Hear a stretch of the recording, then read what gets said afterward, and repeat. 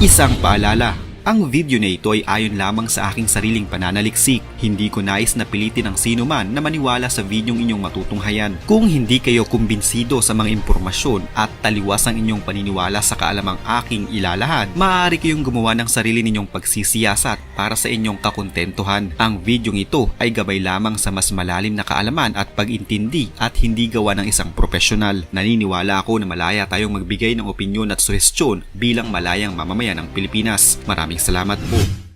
Kamakailan lamang ay naging kontrobersyal si Paulo Duterte, ang panganay na anak ni dating Pangulong Rodrigo Duterte. Ito'y dahil sa mga kasong isinampa laban sa kanya na may kinalaman sa kumakalat na CCTV footage mula sa isang bar na kung saan makikita siyang tila hine-headbutt, dinuduro at pinagbabantaan ng isang lalaki.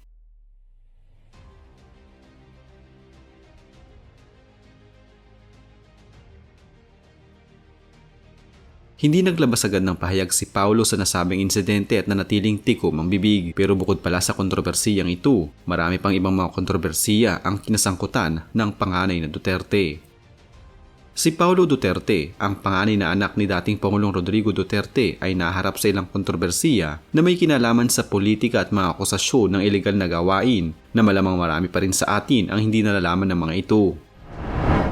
Noong 2017, inakusahan si Paulo Duterte at ang kanyang bayaw na si Atty. Manasseh Carpio bilang bahagi ng tinatawag na Davao Group na umano'y sangkot sa smuggling na mahigit 6.4 bilyong halaga ng shabu mula sa China. Ang mga alegasyong ito ay pinahayag ni Customs Fixer Mark Taguba sa isang Senate hearing.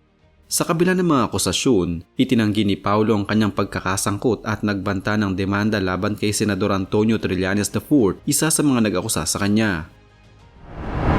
Noong Mayo 2018, nilinis ng Ombudsman sina Paulo at Carpio mula sa mga kasong ito na nagsabing walang sapat na ebidensya laban sa kanila. Sa Senate hearing noong Setyembre 2017, inakusahan ni Senador Trillanes si Paulo ng pagiging miyembro ng isang international drug syndicate batay umano sa isang tattoo sa kanyang likod na may sacred digits.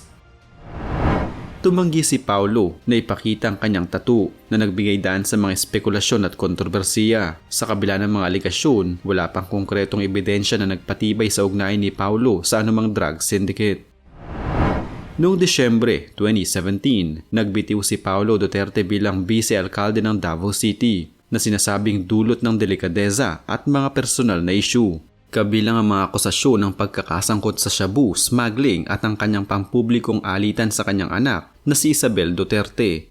Ang kanyang pagbibitiw ay nagbigay din sa mga isyong pampamilya at pampolitika na kinaharap niya. Si Edgar Matubato, isang self-confessed hitman ng Davao Death Squad, ay nag-akusa kay Paulo Duterte ng pag-utos sa mga pagpatay. Kabilang ang kaso ng negosyanteng si Richard King noong 2014. Ang mga akusasyong ito ay muling binanggit ni Matubato noong 2017. Ngunit wala pang konkretong ebidensya na nagpatibay sa mga paratang laban kay Paulo. Inakusahan ni Senador Trillanes si Paulo Duterte at si Atty. Carpio ng paghihingi ng pera mula sa ride-sharing company na Uber at iba pang kumpanya na may kinalaman sa Land Transportation Franchising and Regulatory Board o LTFRB at Department of Public Works and Highways o DPWH. Dahil dito, nagsampa ng kasong libelo sina Paulo at Carpio laban kay Trillanes noong Setyembre 2018. Bagamat walang direktang ebidensya na naguugnay kay Paulo Duterte sa mga alegasyong may kinalaman sa money laundering, ang kanyang pangalan ay lumabas sa mga usapin na may kaugnayan sa pagpapadala ng salapi mula sa iba't ibang bansa. Ang mga alegasyong ito ay nagdulot ng mga tanong tungkol sa transparency at integridad ng pamilya Duterte sa mga usaping pinansyal.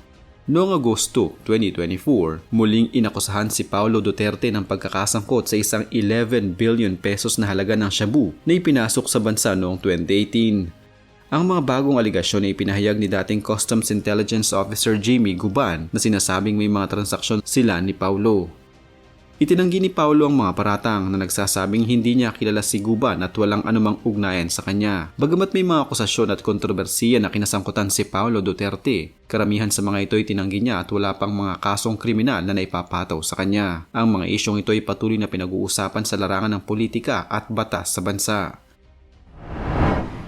Si Paulo Pulong Zimmerman Duterte, isang Pilipino na negosyante at politiko mula sa Davao City. Siya ang panganay na anak nila dating Pangulong Rodrigo Duterte at Elizabeth Zimmerman. Kilala siya sa kanyang aktibong papel sa politika ng Davao at sa kanyang mga kontribusyon sa pambansang lehislatura. Ipinanganak si Paulo Duterte noong 24 Marso 1975 sa Davao City. Nagtapos siya ng elementarya at sekundarya sa Philippine Women's College of Davao noong 1991.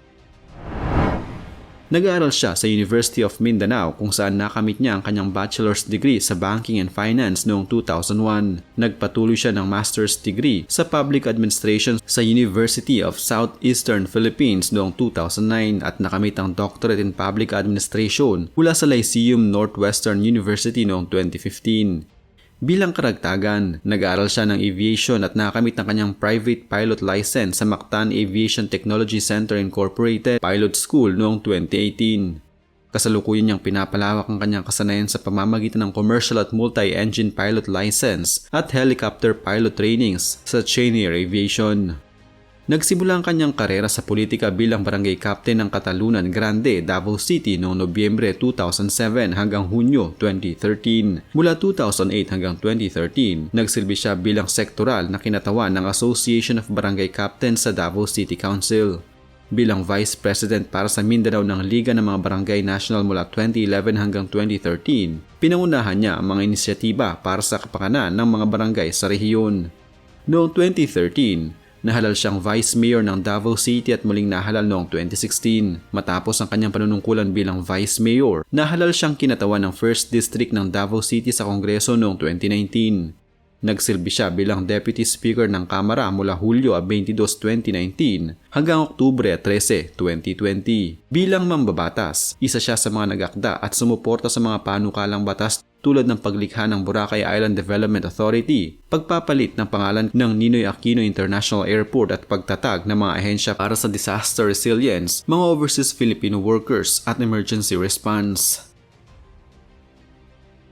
Si Paulo Duterte ay may 5 anak mula sa 2 magkaibang asawa. Ang kanyang unang asawa ay si Lovely Sangcola, isang tausug at nagkaroon sila ng 3 anak, sina Omar Vincent, Rodrigo II at Isabel Lovely.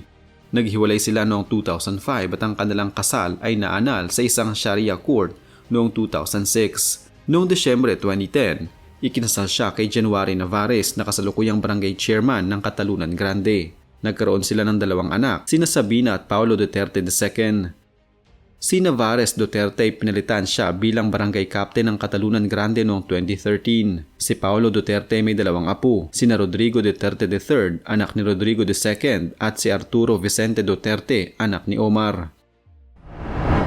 Kilalang tahimik at pribado si Paulo Duterte at bihirang lumabas sa media. Gayunpaman, ipinakita niya ang kanyang dedikasyon sa serbisyo publiko sa pamamagitan ng kanyang mga proyekto at inisyatiba para sa kapakanan ng kanyang nasasakupan. Ang kanyang mga hakbang sa edukasyon, kalusugan at infrastruktura ay nagpapakita ng kanyang malasakit sa pagunlad ng Davao City at ng buong bansa.